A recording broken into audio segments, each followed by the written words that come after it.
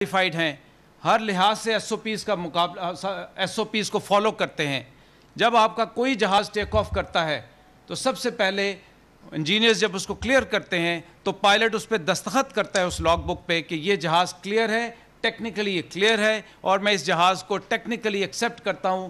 یہ جہاز بھی انہی جہازوں کی طرح A320 جہاز تھا جو کہ ون آف دا سیفسٹ ہے آج کی انڈسٹری میں. اس پہ سارے چیکس پروسیجرز ان پلیس تھے. جو میرے پاس ڈیٹا ہے میں آپ کو ڈیٹا بھی شیئر کر دیتا ہوں کہ اس جہاز کا ایک میجر چیک ہوتا ہے جس کو اے چیک کہتے ہیں, الفا چیک.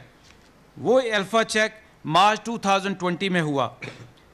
اس کے لینڈنگ گیئرز, انجنز کی ساری inspections as per routine, as per S O P ساری طے ہوئیں اور کوئی چیز پینڈنگ نہیں تھی. الحمدللہ کوئی چیز پینڈنگ نہیں تھی. ساری سرٹیفکیشن میرے پاس ڈیٹیل ہے جو کہ ہم آپ کو انشاءاللہ وہ بھی مہیا کریں گے.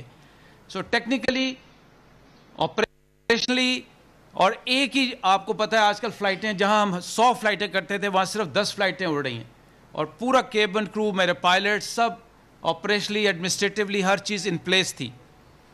اب یہ سانحہ کیسے ہوا, اس کا ایک ہی مستند اور مسلمہ اصول ہے, وہ ہے انکوائری. اس سے پہلے آپ میرے سے پوچھیں, آپ میرے چیف ٹیکنیکل آفیسر سے پوچھیں, آپ میرے چیف فلائٹ سیفٹی آفیسر سے پوچھیں, تو یہ کوئی کسی قسم کی آپ کو فرم سٹیٹمنٹ نہیں دے سکتے. ہاں, جہاز پوری طرح سے ٹیکنیکلی کلیئر تھا, سرٹیفائڈ تھا. اور یہ میں آپ کو ایک اور یقین دلانا چاہتا ہوں, الحمدللہ رب العالمین, پچھلے ایک سال میں ایک انٹرنیشنل صافہ سیفٹی انڈیکس ہوتا ہے, وہ اس وقت پی آئی اے کا پوری ہسٹری میں سب سے بہتر تھا, لوئسٹ تھا, انڈسٹری میں لوئسٹ تھا الحمدللہ. تو میں کوئی جسٹیفیکیشن نہیں دے رہا, لیکن میں اپنے میرے مجاہد شہید ہوئے, میرے شہری شہید ہوئے. سو میں نے اپنے آپ کو اپنی سورس سرچنگ کرنی ہے اور آئندہ بھی جاری رہے گی. سو اس کا سر ایک ہی طریقہ ہے اور وہ طریقہ یہ ہے کہ ایک شفاف انکوائری ہوگی جس میں پی آئی اے کا کوئی رول نہیں ہوگا, جس پہ سول ایویشن کا کوئی رول نہیں ہوگا.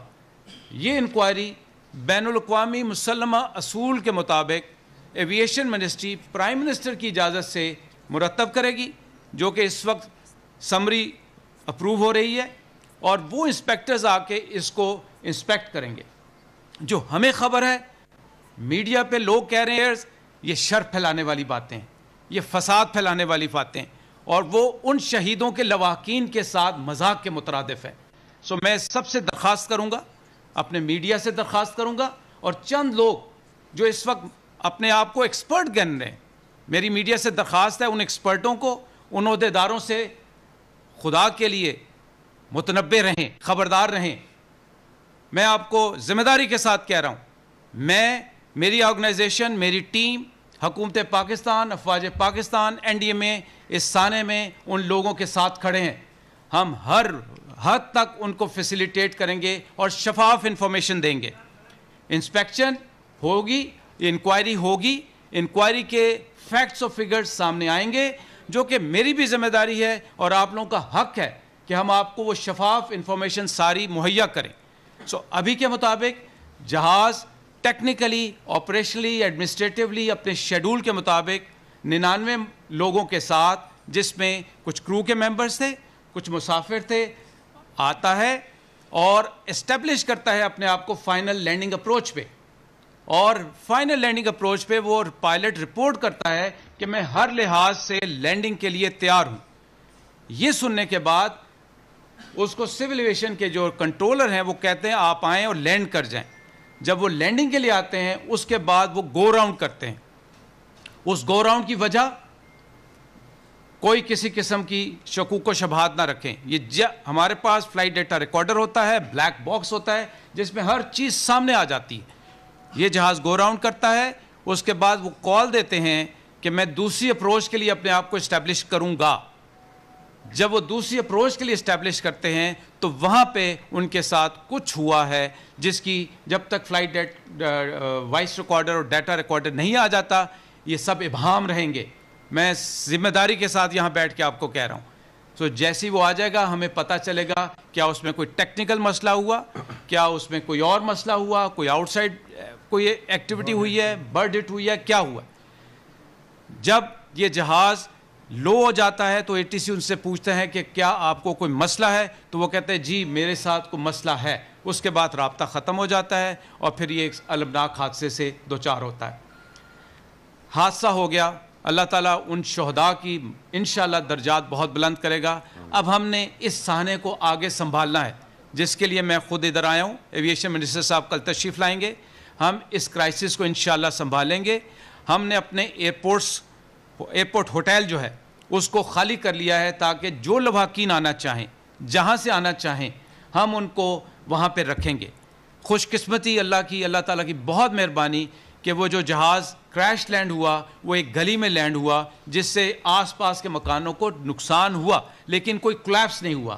اور الحمدللہ ابھی تک کی خبر کے مطابق میراکلسلی کوئی وہاں پہ ڈیڈ باڈی بھی نہیں ہے. ظاہر ہے نقصان تو ہونا تھا, لیکن کور کمانڈر صاحب کی زیر نگرانی اور جو لوکل ایڈمنسٹریشن کی زیر نگرانی ریسکیو آپریشن جاری ہیں. رات کی روشنی وہاں پہ چونکہ بجلی ختم ہو گئی تھی تو چیف آف ایئر اسٹاف نے ملیر مسرور سے بیسوں سے ایمرجنسی رسپانس کے لیے لائٹس کا انتظام کیا ہے. 2 سے 3 دن لگیں گے اس سارے آپریشنز کو. آپ سب سمجھتے ہیں میں کس طرف اشارہ کر رہا ہوں. سول ہاسپٹل میں ہیں, JPMC میں ہیں. ہم ایک ایک شہید کا انشاءاللہ ٹریک رکھیں گے, ان کے لواحقین سے آج رات تک ساروں کو بات کریں گے اور حاضر ہیں کسی بھی خدمت کے لیے. میری خیال ہے کہ میں نے ایک جامع طریقے سے آپ کو ساری باتیں بتا دیں. ان کے آگے جب انکوائری کیا ہوگی اور اس کا کیا نتیجہ ہوگا, لواحقین کے لیے کیا کمپنسیشن ہے, یہ سب رولز ریگولیشن مسلمہ حیثیت سے موجود ہیں, ان پہ کوئی کمی نہیں ہوگی.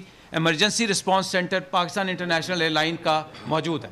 آپ کی تشریف آوری اور اس سے بڑھ کے آپ کی انڈرسٹینڈنگ کا میں ابھی سے معترف ہوں, اور میں چاہوں گا کہ اس کو اسی لاجیکل انداز میں قوم کے ساتھ لے کے چلیں.